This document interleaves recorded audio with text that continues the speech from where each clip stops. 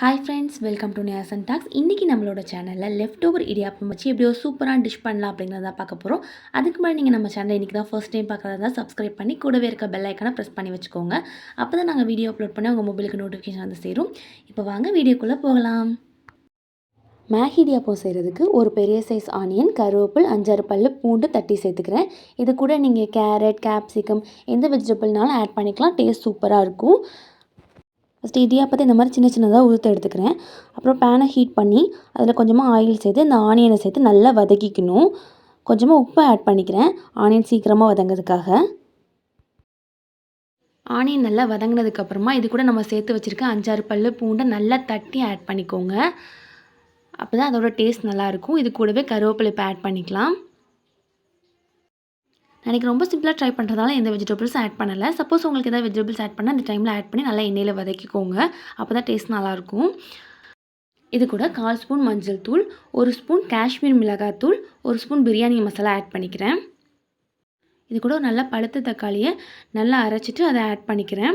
இதுக்கு பதிலாக நீங்கள் டொமேட்டோ சாஸ் கூட ஆட் பண்ணிக்கலாம். ரெண்டுமே நல்லா தான் இருக்கும். தக்காளியோட ராஸ்மெல் போகிற அளவுக்கு நல்லா வதக்கிக்கோங்க. இது கூடவே இப்போ நான் மிக்ஸி ஜாரை வாஷ் பண்ணி அதோட தண்ணியை இது கூட சேர்த்துக்கிறேன். இப்போ இது கூட 1 ஸ்பூன் பெப்பர் பவுடர் ஆட் பண்ணிக்கிறேன். ஃபஸ்ட்டு காஷ்மீர் சில்லி தான் ஆட் பண்ணியிருந்தேன், அது நல்லா கலர் கொடுக்கும். இப்போ காரத்துக்காக கொஞ்சமாக பெப்பர் ஆட் பண்ணிக்கிறேன். இது கூட இப்போ 1 கிளாஸ் நார்மல் வாட்டர் ஆட் பண்ணிக்கிறேன். 2 ஸ்பூன் மேகி மசாலா ஆட் பண்ணிக்கிறேன்.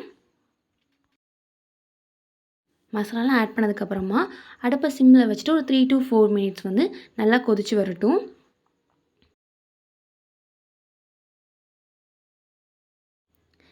ஃபைனலாக இது கூட நம்ம எடுத்து வச்சிருந்த இடியாப்பத்தை ஆட் பண்ணிவிட்டு அந்த மசாலாவோட இடியாப்பம் நல்லா மிக்ஸ் ஆகிற அளவுக்கு நல்லா கலந்து விட்டுக்கலாம். மசாலா கூட இடியாப்பத்தை நல்லா மிக்ஸ் பண்ணதுக்கப்புறமா உப்பு கரெக்டாக இருக்கான்னு செக் பண்ணிக்கோங்க. நம்ம சால்ட் கம்மியாக தான் ஆட் பண்ணியிருந்தோம். ஆல்ரெடி இடியாப்பத்துலேயும் சால்ட் இருக்கும்.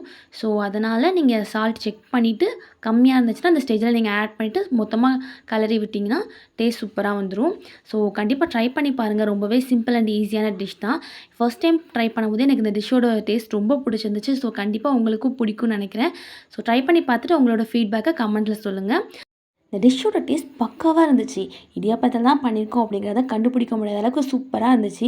ஸோ நீங்களும் கண்டிப்பாக ட்ரை பண்ணி பாருங்கள். உங்கள் ஃப்ரெண்ட்ஸ் அண்ட் ஃபேமிலிக்கு இந்த வீடியோ மறக்காமல் ஷேர் பண்ணுங்கள்.